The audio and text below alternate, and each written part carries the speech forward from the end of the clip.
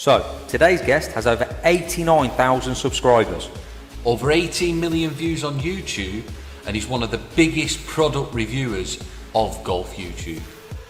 Some say he's small. Is he really that small? On the talk show tonight, we ask, Has golf tech gone too far? his thoughts on the change in the world #1, and much, much more. We introduce Mr. James Robinson. Let's do it. And let's do it now.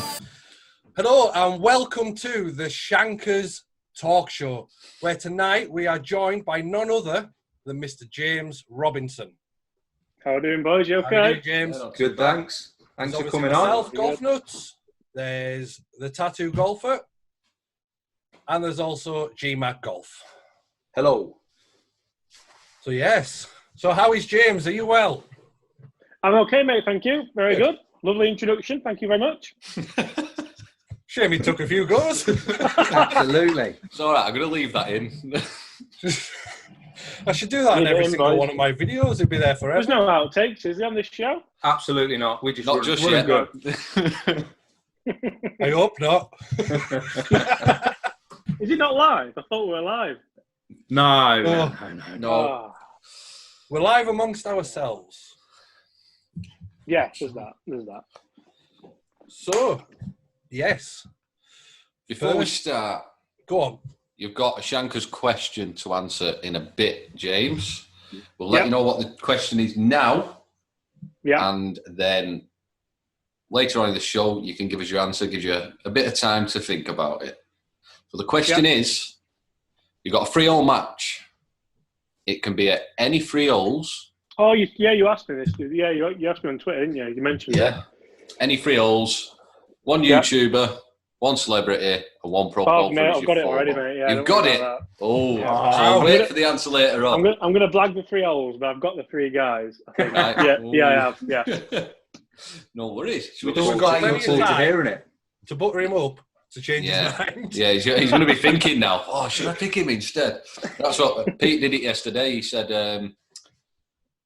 oh, it'd be Rick if it was at the old course, but then he said, but if it was anywhere else, it'd be. So Eric Anderslang, weren't it, or someone else? Can't Look remember. at Paige, weren't it? Paige. Oh, sorry, doing yeah, Paige Sporanic, yeah. I mean, how you can get them two mixed up worries me slightly, if I'm honest. that. Yeah. Considering I've just watched it as well. I'm gonna no comment on that one, boys. I think with that. Oh, man. Right, so get cracking with topic one. Let's dive straight in. And Yep. obviously, it's sort of a topic that's prominent with you, being a reviewer. Do you think club tech, not just Woods, but club tech in general, has gone too far?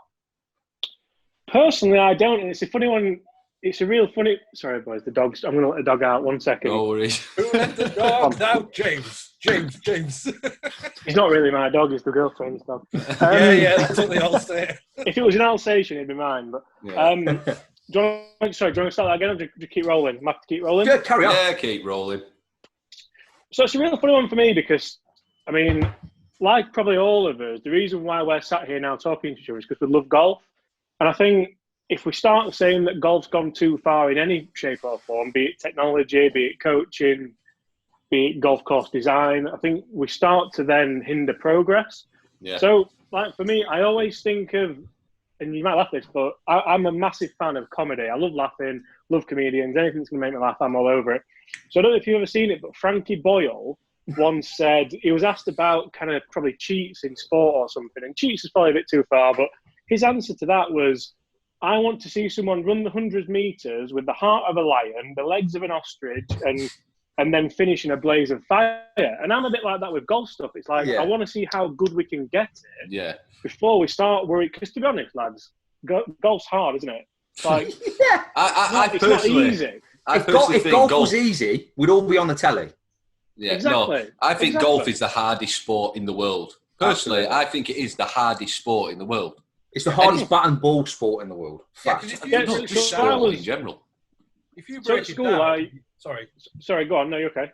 yeah, you've got a bit of metal that you're trying to hit a little white thing off a wooden thing on a bit of grass, and to try and get the hand-eye That's the best coordination. summarisation of golf I've ever heard. You've got a metal thing, a plastic thing, and some grass. Crack on. Did you not get told that as well at PJ school? Brilliant. But like, so when I was at school, I was okay at everything. So I was to be fair, football was rubbish, but I was all right at rugby, basketball. I'd have a go, even volleyball. I'd have a go at 5'9". He's 5'9" as well, boys. Before you start, no comment. Oh, hold on a minute. Weren't you the same height as Seb? And Seb's like 3'2". Do you want to rewatch that video back, mate? Yeah, you are a little bit taller. There's not a lot in it. But then, so like because I love comedy, but I love sport as well. So for me, I always knew my career was going to be in sport one way or another. So I did GCSE PE, I did A-level sport, and I actually ended up taking my GCSE teachers to play golf. Now, a lot of them hadn't played golf. And afterwards, like, one of them used to play Super League, one of them, like, he played football to a decent standard. I don't think it was professional or anything, but like, afterwards, they were like, Jesus, Robert, that's hard, isn't it? Like, they didn't realise how hard it was until I stood there. I think I only played off about 6 or 4 at the time as well. And so I've hit it decent. I played all right. Nowhere near like the standard that most professionals would play at. But they're like amazed by it, and they've said, "I can't believe, first of all, how good you are, and then how bad we are, and how hard it is." And then I've had to have a conversation with them, saying, "Well, you think I'm good? I've probably shot like 10 over for 18 holes. Like, that's not good. It may look all right, but it's not." And I don't mean to say that 10 over for 18 holes isn't good for some people, because it is. It's fantastic. Absolutely. But for a level where, like, you're talking about someone who played Super League rugby, which for people in America who are watching or down south that are watching is like the hardest level of professional sport there is, isn't it? Yeah, it is. So. No, well, it's even that. I've just started taking a couple of lads to range who can just hit a ball. And then they've said like the similar thing. They're saying like, because I can hit it quite far. They're like, bloody hell, do you hit it that far? Oh, I bet you're decent. I bet you're decent. So fucking shit. That just means you're really, really shit. Yeah. No, we've seen you swing, Owen. We don't know how you can hit it that far either. I know. No, it's them, it's just these long arms. Yeah. It generates so much clubhead speed with them arms. It's unbelievable. Yeah. So like, we had a chat about like the ball. People are saying that the ball needs to be brought back. So like the courses now. Totally disagree. Totally disagree. Because my problem there is if they bring the ball back, they're not going to bring it back for us because we're rubbish. They're going to bring it back for the pros. And my massive thing about golf is I can go and play. Fair enough, it might cost you some money. I can go and play exactly the same golf course that Tiger Woods played the day after he's played it in the same conditions with the same equipment. And as soon as we lose that, I can't go and play at Wembley the day after the FA Cup final, no matter how much money I've got. I can't do it. You can't do it. Yeah. So as soon as we lose that, we lose one of the biggest factors that we can use to advertise golf and to get people to play golf. I think if you bring the ball back, you lose some of the shorter hitters off tour as well.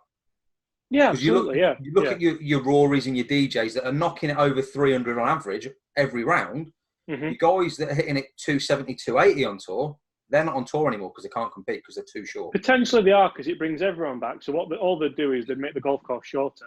Yeah. Because the last thing that the PGA took... I think the argument is, are the golf courses getting easier because you can cut the corners now and rather than, do you know what I mean? So then to be fair, you look at what we've all seen on Twitter, Augusta. So they've put a new tee on the par 5, haven't they? The 13th, further back, yeah. So it almost becomes a bit like they've got the land and they've done it. So it's not an issue. I played Augusta on Sunday, was it? Sunday.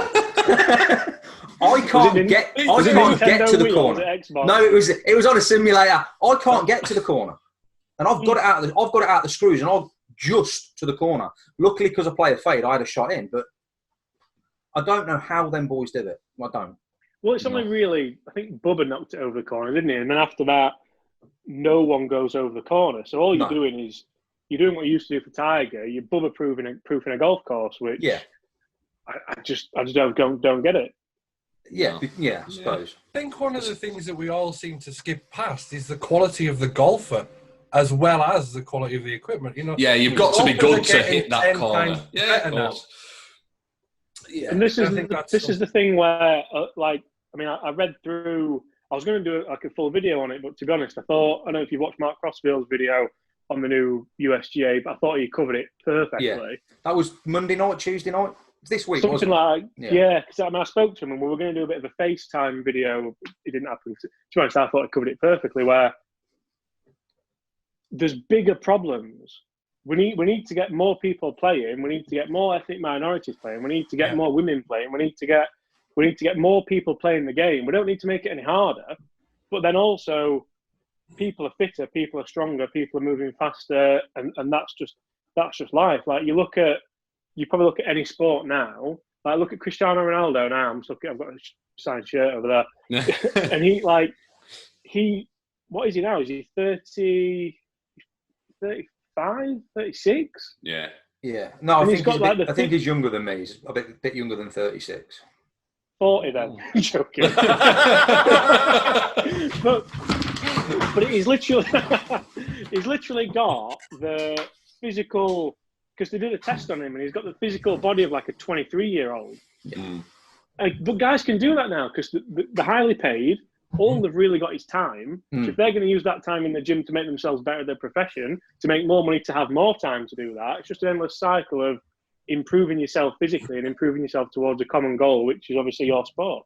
And that's the same as golf pros. That's why they are so good, because they're hitting 500, 1,000 balls a day. They're in the gym every day. I've just come from range, mate. I know. See, people have got all the time in the world. 50 this time. How many lessons you had?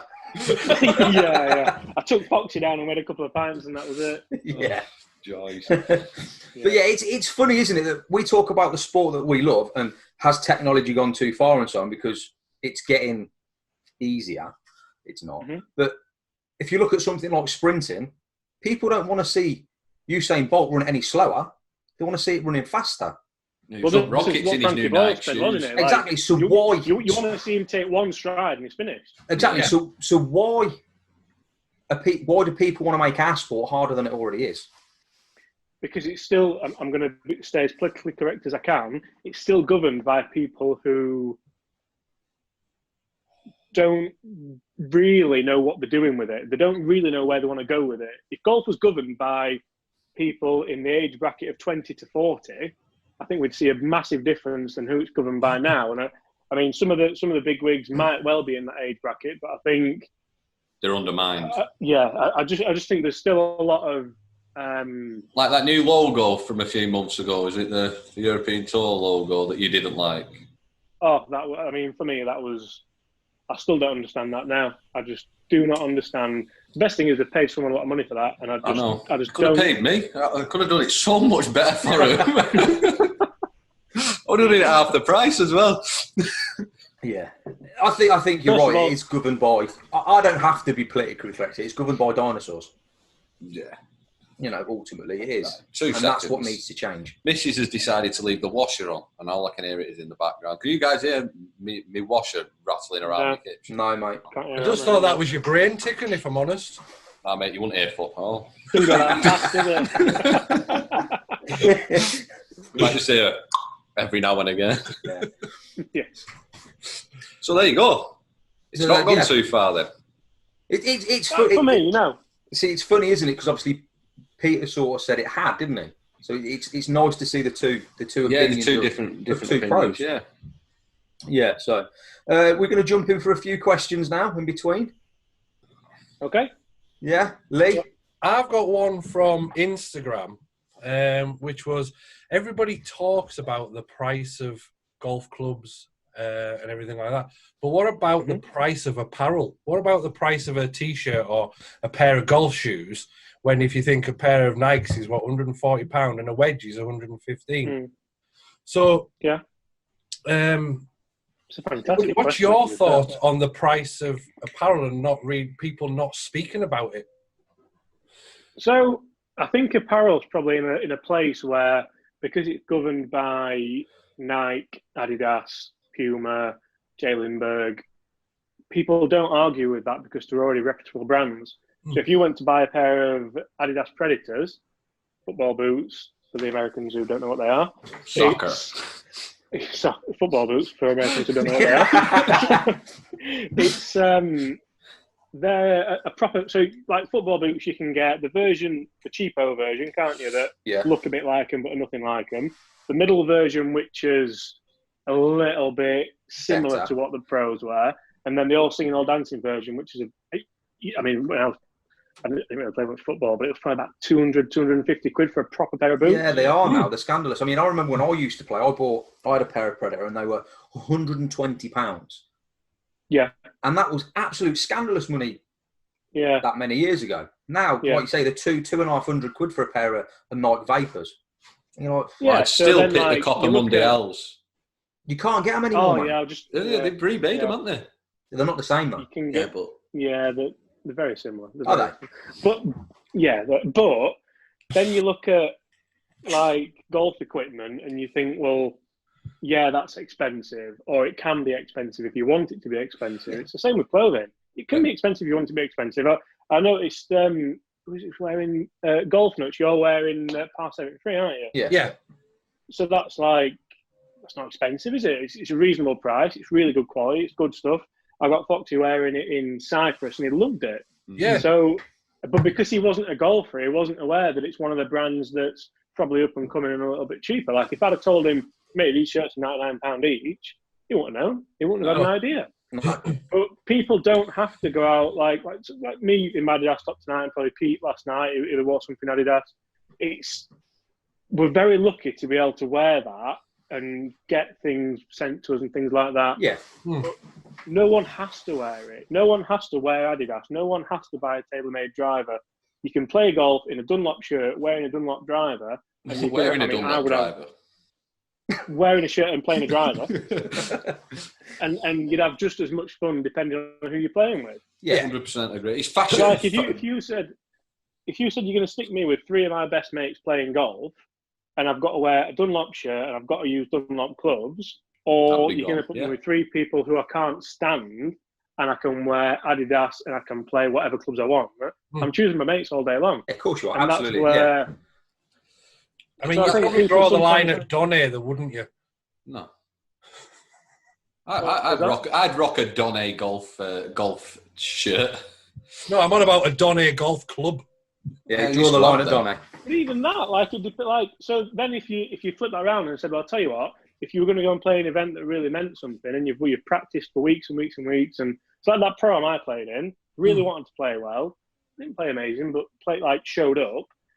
I would not have turned up there in, not necessarily done a shirt, because a shirt's a shirt, but I wouldn't have turned up with golf clubs that weren't suited to me or weren't at the highest level that I could get hold of so that I could go and play my best. Yeah. So that comes back to how seriously do you take your golf. So if you take your golf seriously, you have lessons, you've probably got a membership, you're going to have half-decent clubs.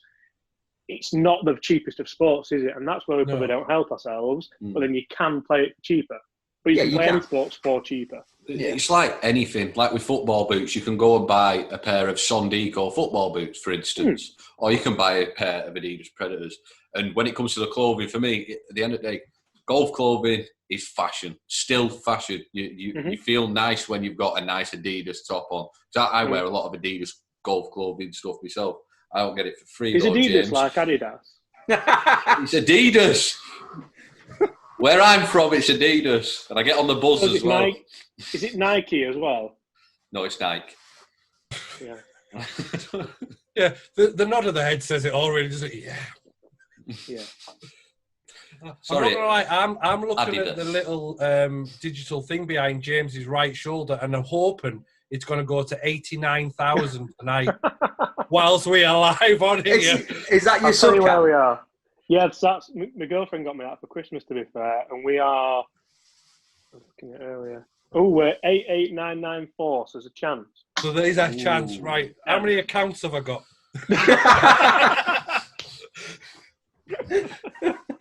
Funnily enough, hang on. Yeah, so we're talking about YouTube and your sub count. You've kind of shot up over the last few months with your subs. I've seen. Like, it's actually slowed down in the last few months, actually. Do you So reckon? the winter's notorious for golf, isn't it? To slow down a little bit. Yeah. But like the big thing, like in the summer, it was mental. Like summer was 6,000 subs a month. You flew up to like 50,000, wasn't it? Like you got there real quick. Yeah, I remember seeing that. And it slowed down a little bit. But to be honest, if I said I didn't look at it, I'm lying. But it's not about that. Like someone with 1,000 subs can get as many views as someone with 100,000 subs if the content's right, if the thumbnail's right, and if it's watchable to a point where people will carry on watching to a decent point through the video. Yeah. You ever struggle for ideas for your content? No? Never. No. This is one of them where if I didn't enjoy what I'm doing... You wouldn't do it. I wouldn't do it. I'm quite a compulsive person. It's like if you look around my office now, like there's clubs there, there's shit over there, and it's very much like anything that I put my mind to, I'm going to do it, and I'm going to do it right. I'm going to do it 100% until I feel like I've achieved something. So, like that over there is a marathon medal. Look at the state of me. Like I'm not a marathon runner, but you're amongst good company there. Well, exactly, yeah. But I put my mind to it, and I thought, basically, I want to run. I will keep running, a bit like Forrest Gump almost. Like, really enjoyed running. Did a half marathon, wasn't satisfied. Did a marathon, right, finished. Crossed the finish line, no interest in running. I mean, I'm trying to pick it up again now to lose a bit of timber, but as soon as I crossed that finish line in London, just didn't want to run again. Finished. Thanks for the medal, done. And I mean, I don't think YouTube will go like that because obviously it has become a career as well. So obviously you've got to look after yourself business-wise. But yeah, very much once I get my teeth into something, I'm almost a little bit probably, I got it too far almost. And you could say daily content's too far, but then like, I'll be honest, I don't feel like I've put out in the last year a video that I'm not happy with. I was about to say, with you doing the daily content, you haven't yet, and I don't know if you will, gone to the gimmick side of things. It's all been serious, ultimately serious golf content, which is great. But you see, and then a lot of people disagree with you and say that I have. So, like, a lot of my titles have been quite artistic, I suppose you could say. The titles, but the content itself. When it comes to titles and thumbnails, you've got to be artistic with your titles and your thumbnails, or not a lot of people are going to click your thumbnail. You could have the worst content in the world, but if your thumbnail and your title's good, you're going to get them clicks and them views. So no idea how I've got away with it for so long. That's a problem.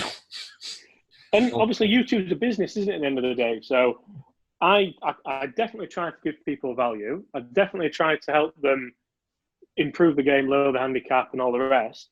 But you've still got to have that aspect of, you need the views, don't you? Like, you need people to watch it, you need people to interact with you. And I feel like I've done that okay without almost selling my soul a little bit to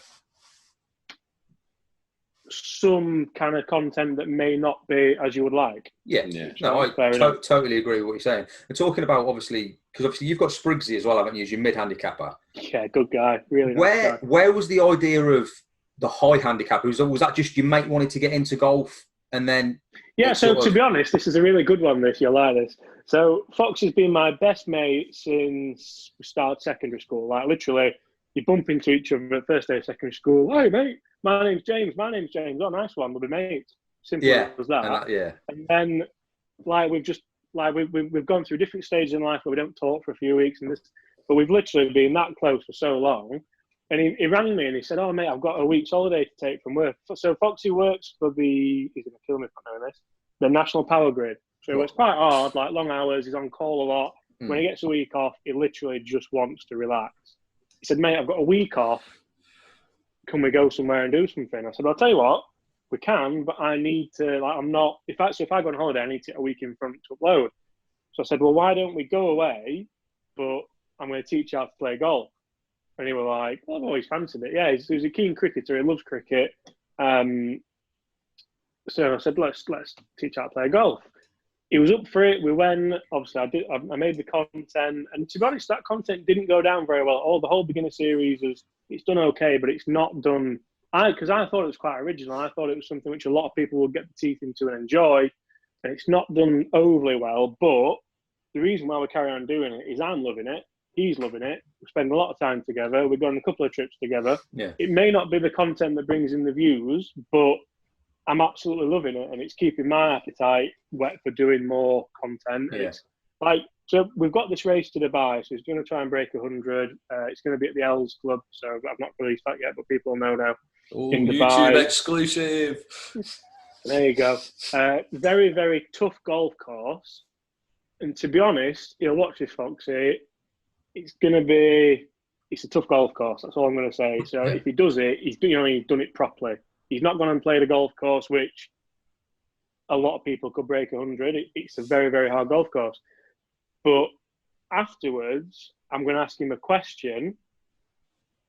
I'm going to ruin the whole thing now, but basically we're going to make a golfer out of him, whether he breaks 100 or not. And that, for me, is a massive, massive win. Whereas a lot of people might watch it, and if he doesn't break 100, they'll think, the whole series has been a waste of time.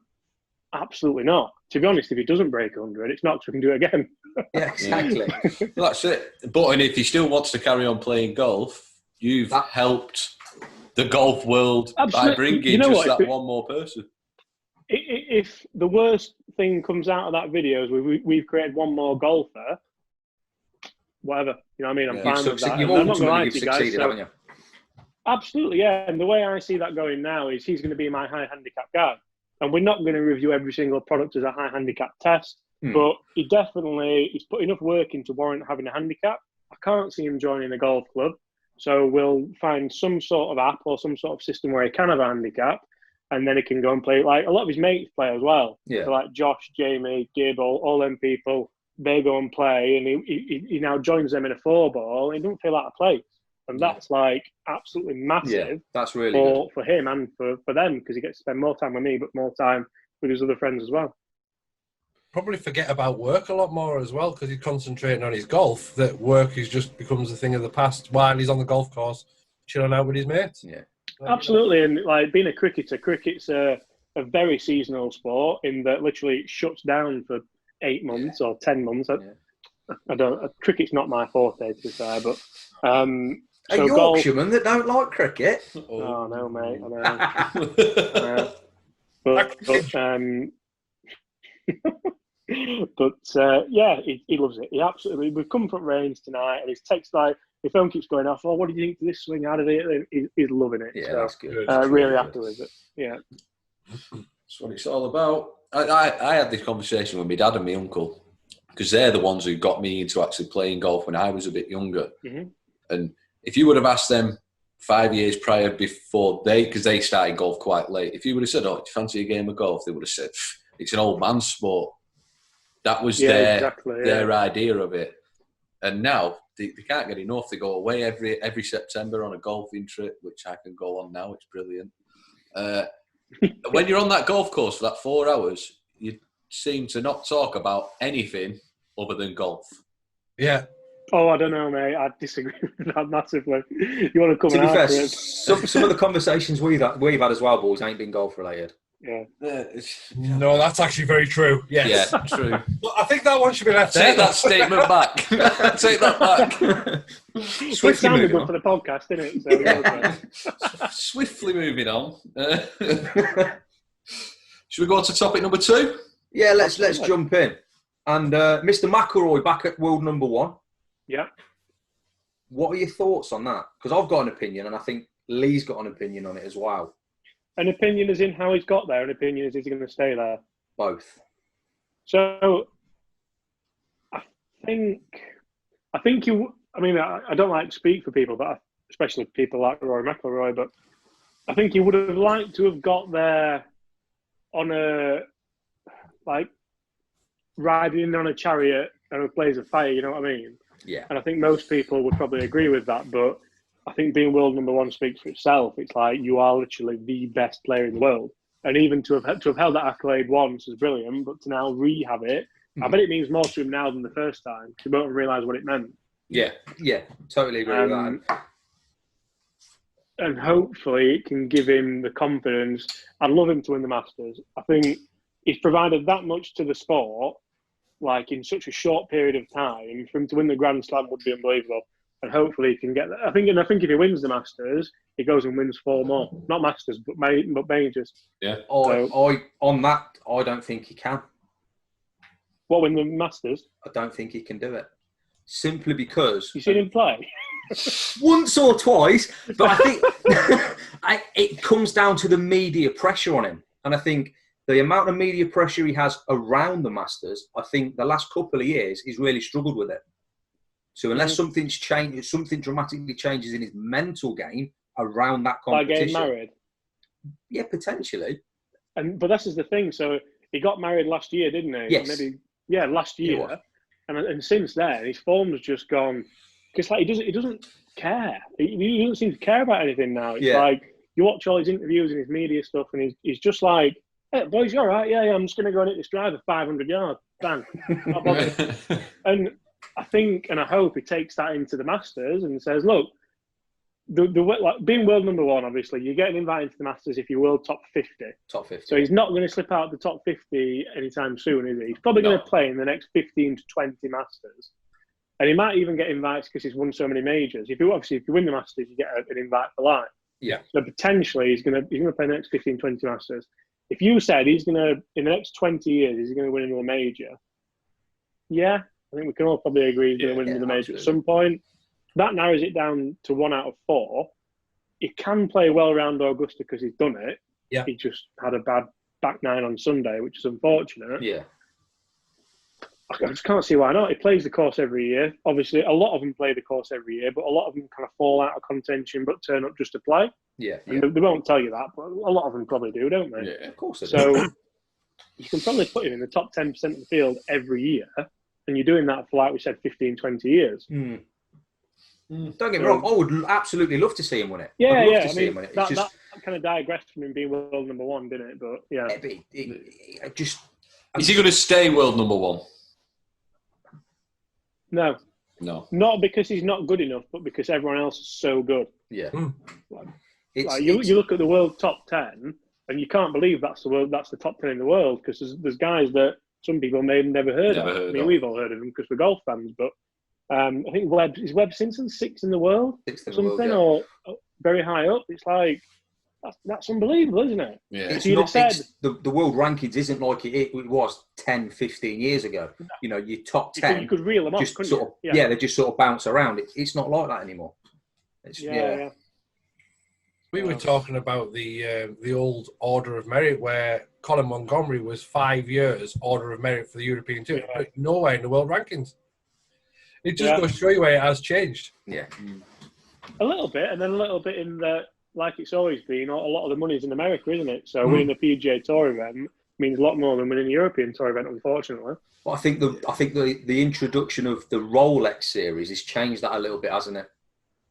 I think you see some of them. I think it has, but then if you look at how many Americans come over to play in that, it almost like a lot of the young lad Europeans don't get lucky. So like one of my mates, Jigger, got a full European Tour card 2 years ago, played every event he could get in, and I think he played in 1 Rolex event, or maybe 2, but like he didn't get into the Rolex events because Patrick Reed came over and played, or Tony Finau came over and played. Yeah. And it was like, yeah, it's brilliant for the marketing of the event and stuff, but the lads who are playing week in, week out on the European Tour don't get a look into the biggest purse. What's all that about? Yeah. We were speaking about that as well, weren't we? The fact that Patrick Reed last came over and he was playing the European events and what have you. Me and Graham were speaking about it the other day, and it's like, I mean, we can't say much about it because our guys go over and play the PGA Tour, but like you said, if it's knocking one of the regulars out of it, then that's a bit unfair, really. Especially when that guy's trying to make his livelihood, and all Patrick Reed possibly trying to do is just earn a couple more quid because he can't win on the PGA Tour. Yeah, and then I think very rarely do you get a European that goes over on a sponsor's invite for the PGA Tour. Like, I know we've got Fitzy over there at the minute, we've got Willett over there at the minute, we've got all Yorkshire lads who are basically bossing it over there at the minute. because so they're there on merit, they're not there on an invite. And you can say that the Americans are in Europe on merit because the world ranking, which is great. But then that becomes a vicious cycle, doesn't it? Of, well, I'm going to play in the biggest events. And it almost becomes a case of when you're in the world top 50, it's harder to get out of it than it was to get in it. Because you're just playing, like you're playing WGCs, which have got no cut. So you're going to make money there, even if you finish last. And then you're going to get invites to the biggest tournaments. So, yeah. Well, back to Raw anyway, because I know we've massively gone off track. That's the joys of the joys of the podcast. I mean, if we talk about the top 50, what about Jordan Spieth? Where is he? I don't know where he is. Not in the top 50. He's fell out of the top 50. Joking. No, he's gone. Give me 2 seconds. And for somebody who's a major winner, multiple major winner. Yeah, not recently as well. Yeah. It's a shocker. It really is a shocker. So if you don't know that. Yeah, he's out of the top 50, which I guess that's just form and a lot of other things as well. Yeah. I mean, it kind of, the top 50 in the world speaks for itself, doesn't it? Where if you're not performing, you're not in it. Yeah, absolutely. Yeah. You found it, G. Hogs are going here. No, because my computer's garbage and it's still saying Justin Thomas is world number 1 and Rory's number 6. So you're about 3 years behind, mate. Yeah, it's the Midlands for you, mate. We're still on dial-up. Is it Black Country? No, not quite that. I'm That's where my dad's from. Oh, right. Coventry. My dad's from the Black Country, My brother is, yeah. My brother-in-law is, should I say. Yeah, no, Coventry. I'm not that far up. I ain't got a funny accent. What are you trying to say about the people from the north who've got funny accents? Absolutely. Thanks. And they keep... Because let's face it, I couldn't get any more northern if I tried. No, you couldn't. Talking about majors and competition stuff, have you ever, James, or would you ever try for like the Open or something like that? No. You wouldn't? I've got no interest because I'm not good enough. It's one of them where I can play, I can shoot level par, I can shoot 80, I can shoot 85, I can shoot 90. I can't shoot 2 rounds of 65 back to back. I've never done it and I probably never will do it. So I don't see why I put myself in that position to try and go and do it. It doesn't make sense. Like if you've done it before, like if you've competed at a very high level before, the highest level I've competed at is a regional PGA event, or I think maybe a couple of national PGA events. Shot mid-70s, made no money. Remember, this is a job as well. So you spent 100 quid on your entry fee, you spent petrol money, hotel, you've practiced your ass for 4 weeks, you've turned down a couple of lessons. It probably cost you like 500 quid to $1,000 to go and shoot 75 and meet a nice bloke who you've played with. But apart from that, you're not taking much home from the week, are you? So demoralising, isn't it? So when you turned pro, was the thought always to be a teaching pro coach rather than 100%, playing? Yeah. So like we said, back to the school days where I just love sport, love being involved in sport. Fortunately or unfortunately, golf was the sport that kind of chose me a little bit in that I was quite good at it. And then from there, just thought, well, I'm quite good at it, but I'm nowhere near good at it. Like I had mates who were literally like unbelievable, like grew up playing against Danny Willett and against a few others and beating them, but then just didn't take that step forward when people like Dan did. And then it's like, you see that and you think, well, I'm not as good as him. So I'm nowhere near as good as him. Yeah. And then, I'm just going to nip back to the British Open one very quickly. There's a lot of people don't realise as well the cost of trying to, just to put your entry form into the British Open. I know when I did mine, it was 120 quid. Yeah. And that was too long ago to mention, but that was a long time ago. And it cost me £120 just to go and play in an event. And you think now, like James just said before, I don't know what it is now because I've not checked, but it's got to be over £200. Yeah, I think it's probably north of 200. It doesn't make sense. Mm-hmm. I'll tell you next year. Yeah. You in it, mate. You in it. He's going for it. Excellent. Good luck. I hope I put you off with that massive speed. Yeah. He's like that. He's looked at his calendar then and thought, no, open, off. Yeah, I've done it once before. I'm going to go again at some point. Good. So So I've got a question for you, which I think people would also want to know the answer. What is the strongest part of your golf game? The funny thing is, it's flipped on its head. So when I was a junior, my short game, and I've got no problem saying this, was, do you swear on here or not? I don't know if you do. Do what you want, mate. It's fucking unbelievable. Honestly, my short game was incredible. Really? And then, and then I got to about 23, 24, and I had some time off. So I took 2 years out of playing golf to go and do a proper job, and it was awful, so I hated it. But then I came back, and the short game had just gone. And then I've never been like a big hitter, but usually I don't struggle hitting fairways, should I say? So that I probably would say now is my strength. Like the guys who I grew up with would say, literally, because all I used to do was so I grew up at a golf course in Sheffield called Wortley Golf Club, and the chipping green was really good, nice and secluded, well out of the way. Members never went to it because it was well out of the way. It wasn't right next to the bar. I'd take like a massive bag of balls down and just flop them. Literally, like I'd have a 6 foot chip from the fringe, and I'm thinking, right, how high can I get this and get it to stop next to the hole? And a lot of people think like you're messing about, you're wasting time. That's not what you'd play. Oh, I play it.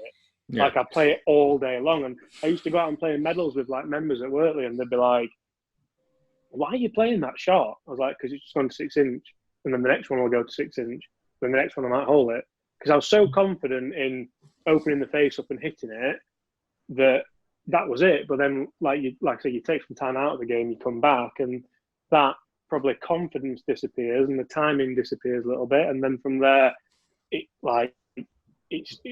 not bad now. So like you probably saw my content. I was lucky enough to spend some time with Bob Vokey 2 weeks ago, and that was the best golfing experience of my life. So I'm going to put this out there. He's the nicest man in golf.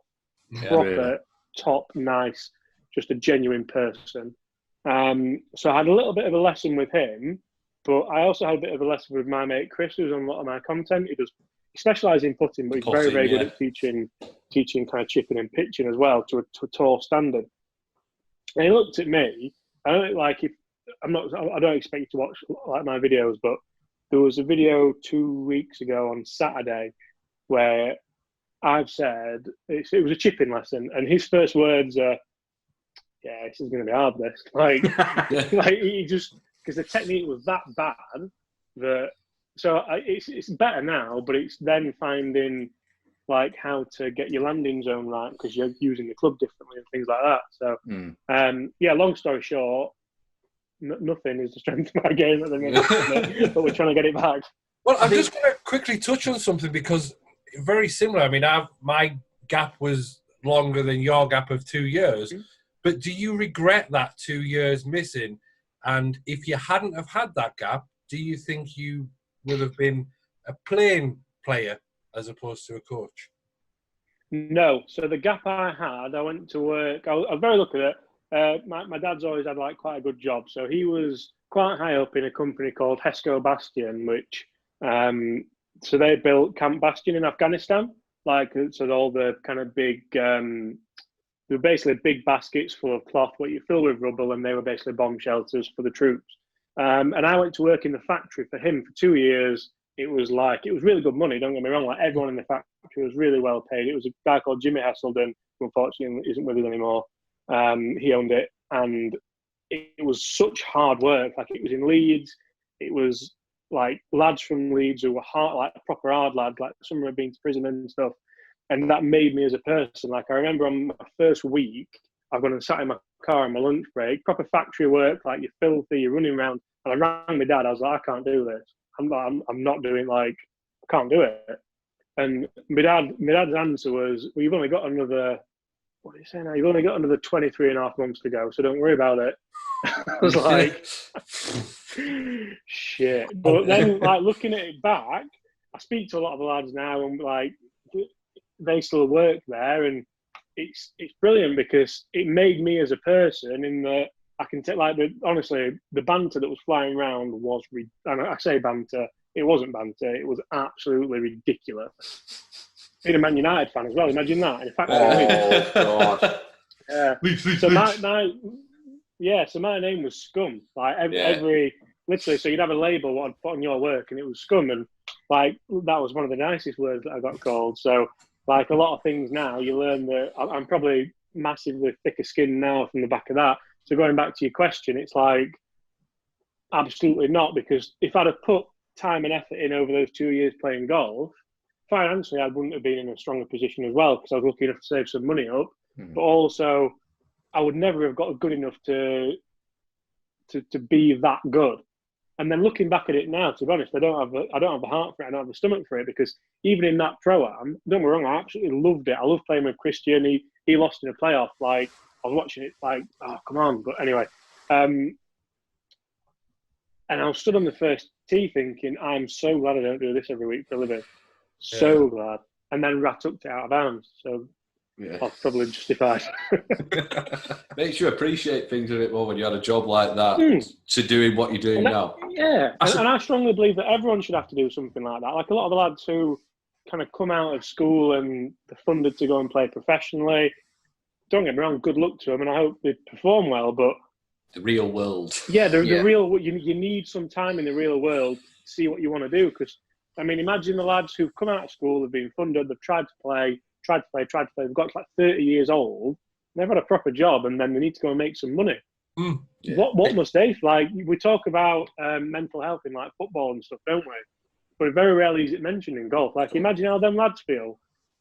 What do you do? Like, I don't want to degrade a job and say, oh, I'm going to go and get that random job, but you've got to go and get that random job at some point, haven't you? Of course you are. Yeah, 100%. You've got to pay the bills. You've got to keep the roof over your head. So if golf ain't cutting it anymore, you've then got to get into the real world. Yeah, absolutely, yeah. So. Did you ever think you'd be in this position that you're in now? Like meeting Bob Volkey and stuff like that? Was it ever in your thoughts when you thought, you know what, I'm going to start YouTube? Probably not, but then, like I said earlier in the video about, or the podcast about how tenacious I am in what I do. You were driven. Yeah, I like to think that I probably never expected it, but I probably wanted it. You know what I mean? Like, yeah. It was never given, or it was never granted that it was going to happen. But I literally thought, I fancy a bit of this. I can do this. You knew you had it in you to put the work in to get to where you needed to be. Yeah, and I think that just comes down to how, like, I feel like I'm very honest in what I do, like in everything. Yeah. So, and if there's a place for anyone on YouTube to review equipment, it's probably me, because I'll be as honest as you want me to be. Mm-hmm. So, yeah. Have you had any offers from said companies that you do review? Like, but you've turned them down straight up, or have you thought about them? No, I've not. So obviously, like I've got a deal coming up with Adidas. I've had a few other deals with Golf Catcher and Golf Makes Travel with Liam. But you're probably meaning clubs, aren't you? A lot of people have asked what I'd charge for a year's sponsorship. For me, it's not that, because I like Mark Crossfield as a person. I got to film with him. We spent some time together, and I thought it was great. And I asked him about it, and he said, I've got no problem with people commenting on my videos saying that I'm biased because I'm sponsored by Titleist, because I know who I am as a person and what I stand for. And I'm very much like that. Like, I know that if I did take a TaylorMade sponsorship tomorrow, I'm not going to, but it wouldn't make me review clubs any differently, because they are what they are and I am what I am. But it's more the opportunities that I get from other brands. So the short game series that we're running like on Saturdays now, that's heavily in association with Titleist, which is why I got to go and meet Bob Volkey. That's where that content came from. But then, so yesterday I filmed a fitting with TaylorMade for the new driver, and I got to spend time with their head fitter and the marketing guy, and it was brilliant. But then the beginner series is sponsored by Mizuno. So Foxy went and got paid for a set of Mizuno clubs. They've sorted him out. He's playing really good golf. He's enjoying it. So, like, you look at just those three for an example. What other brands are? I've probably done stuff with other brands as well. And so Callaway, I'm going to do some stuff with Callaway in America at some point this year. I can't say anything about that at the moment. But if I went down a narrow path of one brand, it cuts out the rest. Shuts all the other doors. Exactly. So, and I love what I do, and I love traveling, and I love meeting all these people like Bob Volkey. So why would I put myself down such a narrow path stops all that content. Like, if someone came to me tomorrow and said, James, we'll give you X amount, but you've got to play with these clubs, but you can still go and make content for the other brands, not a problem. Absolutely, I'll take it because it's money and it's your job. But that, in realistic terms, that can't happen because there's no way that if I'm sponsored by Callaway, Titleist are going to say, James, we'll come and meet Bob Bokeh. Yeah. It's not going to happen. So, you'll still get the clubs to review, but the other opportunities will close. I know Mark doesn't get TaylorMade clubs anymore, does he? And a few others because of his links with it was Titleist. Now it's Strips and Cleveland. The TaylorMade thing started before Titleist, though, wasn't it? No idea. I think it started before. Because Mark was one of the first people I started watching on YouTube, and I'm pretty sure it was before he took the TaylorMade, the Titleist sponsorship on. Okay, right. So if they've got a problem with him, then that's kind of But he still manages to get the clubs to review him anyway. So you're gonna do, aren't you? All it is he doesn't get them before embargo to test. Which, that's up to the brand, isn't it? Yeah, that's it. Once the clubs are out, anyone can grab a club and review it. They can't. They're not going to come banging on your door saying you can't do that. Yeah, exactly. They might do. I'm sure they sent him some emails at some time, didn't they? Say they did. This, that, and the other. But that must be pretty cool though. Getting like the Sim Driver and the Maverick and the Cobra Speed Zone before it was even in the eyes of people. You must go to the club and go, yeah, well, you can't see this but I can, and I'm going to go. You know what? There's a really funny story with that where Gaz, God bless him. So all the sim stuff came in, and so Gaz is the one which was on my Golf Now video with the shit haircut. So I've seen it. Yeah. So he's one of the pros at Fixby. He works for Alex, the head pro, and the box came in, and he said we've got a pro shop WhatsApp group, and he sent me a picture of them all lined up in the shop, like, oh mate, are these for you? And I'm like, Gaz, put them up, they're not out, put them away, put them back. And like literally, because there's some members at our place which would walk in, photo on Twitter. James Robinson's broke all the embargoes because they've seen him at Huddersfield Golf Club, and that's my reputation with TaylorMade tarnished quite heavily. Yeah. Luckily enough, I managed to get him like quite quickly and put him in the back. But answering your question, it's fantastic getting them. It's brilliant. Loving golf as much as I do, I'll never, ever, ever stop enjoying taking like cellophane off golf clubs because it's brilliant. But it's quite stressful as well because like if you go to the driving range, you can't really take it. All it takes is like you put it down, someone picks it up, this is nice. It's on social media with a picture of you in the background or something as well. Yeah. And it's like you're almost keeping them under lock and key. Yeah. But it's a small price to play. I was lucky enough to get the M3 before the embargo, and it must have been a shit review because they never sent me anything else. But it's like you say, it is hard keeping it out of people's eyes, and so people can't see it. And that's just me, a little no channel. So for you guys, it must be so difficult. Much, pal. Come on. No, mate. Can we give him a cuddle? Come on. Bring it in, boys. Bring it in. See, with your screen so I can get really close. With your content, James, you still do you edit all your videos yourself? Yeah. So a lot of your stuff is still done solely just you doing it? Yeah, I'd say probably 90% of it is, unless I have a guest on, like today with the Scotty Cameron video, we had Nick on, I might get Foxy on, Chris on, Mark on, Sprigsy. But that's what I love about it. I love that I can wake up in the morning. This is what I'm going to do today. I'm going to get in car when I want to get in car. I'm going to listen to what I want to listen to on radio, get to work, go in the studio. If I want a coffee, I'll have one. If I want two, I'll have two. Get up there. Oh, it's 9 o'clock. Right, I'm going to start. I'm going to film until 10 o'clock or film until 11 o'clock. Then I'm going to have some lunch. And then lunch at 11 o'clock. Imagine that. And then I'm going to go home, sit in this office here and just edit until 5 o'clock. Done. Yeah. And that's what I love about it in that I was actually with Seb yesterday, so you saw the Racing Post thing. And, I was talking to Seb, and sometimes he gets a guy to do his editing for him. And he says it's brilliant because he's that busy, he doesn't really have time to edit. Like he's done editing in the past himself, he does a bit himself as well. But literally, he wants to film it, put it in a Google Drive, done.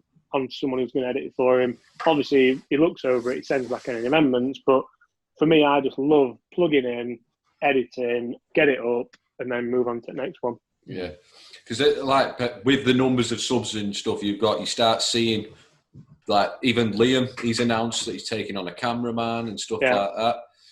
Can you see yourself ever doing that, or do you enjoy? I'm not going to say no because obviously it's a never say never business, isn't it? But no. Fair enough. See, I'm the same. I love it. Go on, sorry. Carry on.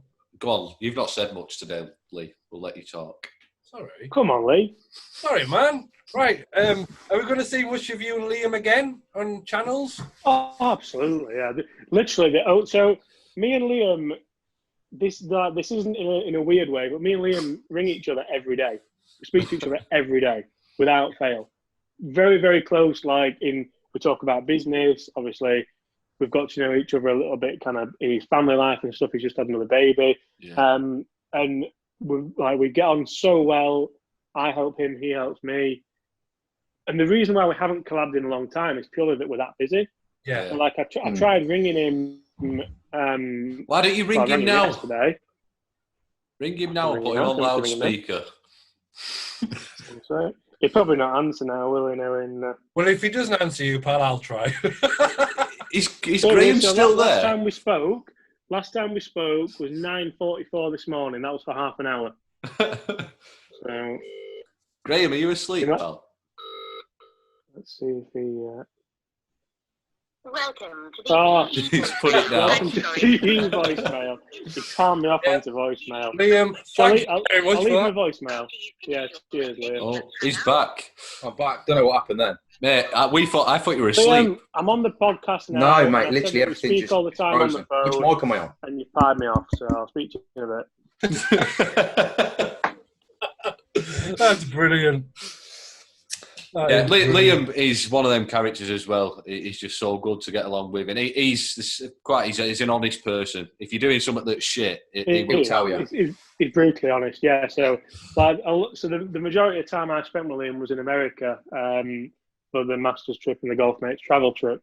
So we're walking through customs in America, and I mean, if you've been to the States, you'll know that customs in America is different to customs anywhere else. Like literally, don't smile. Don't laugh. Don't say anything.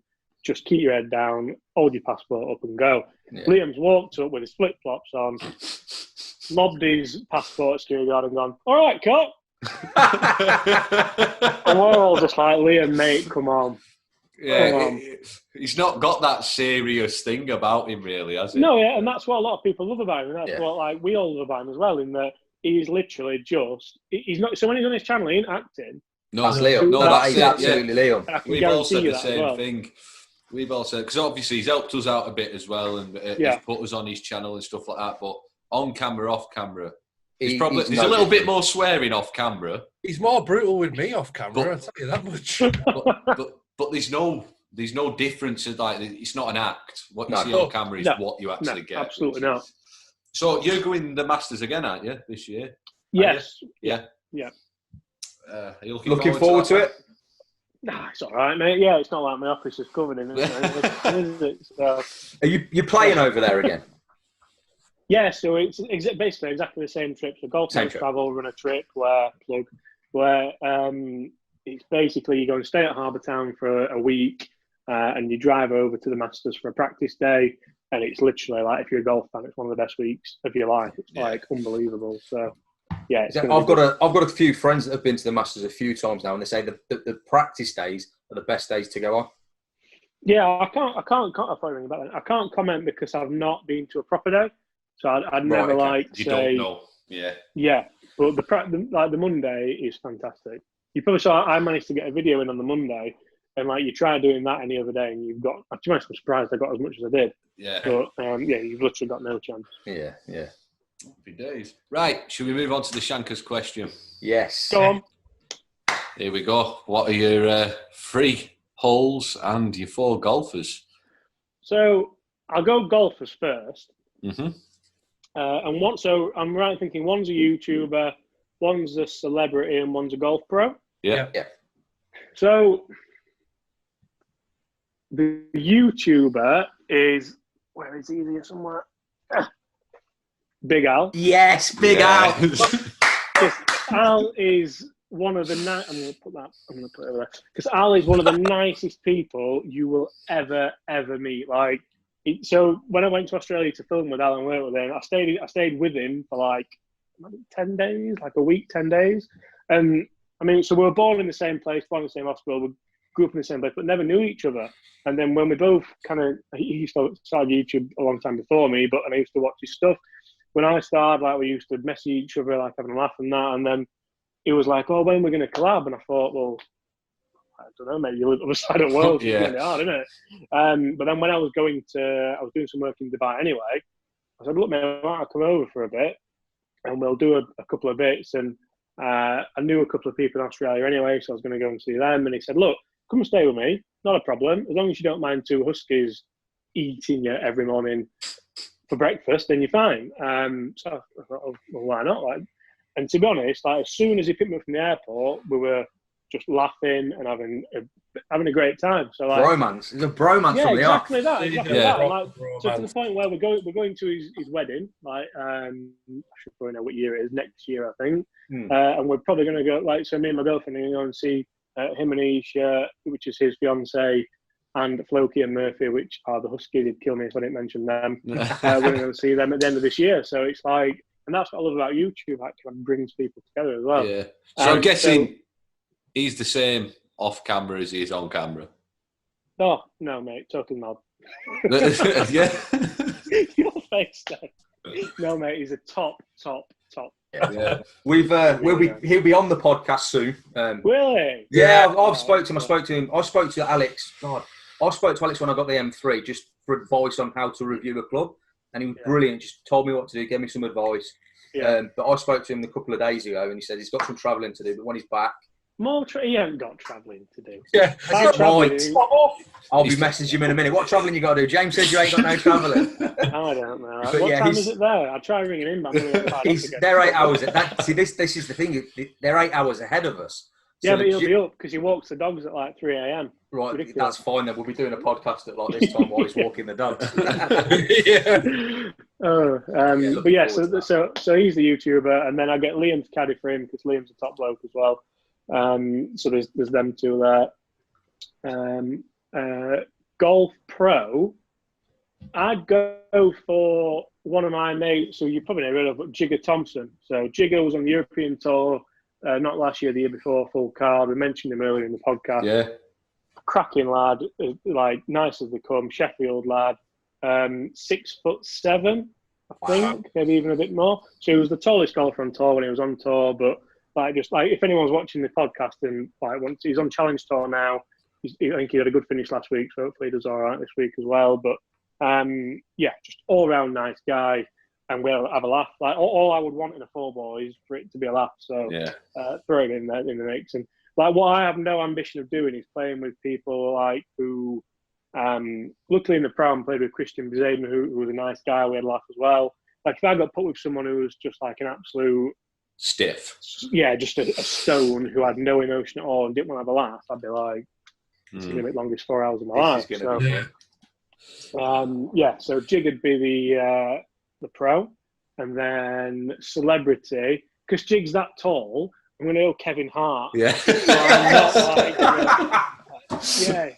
Brilliant. Out a little bit. And then it keeps it funny as well, doesn't it? Yeah, that would be funny. Can you imagine Kevin Hart? He'd have to use junior clubs or lady clubs. You could bring 7 borrowers. Yeah.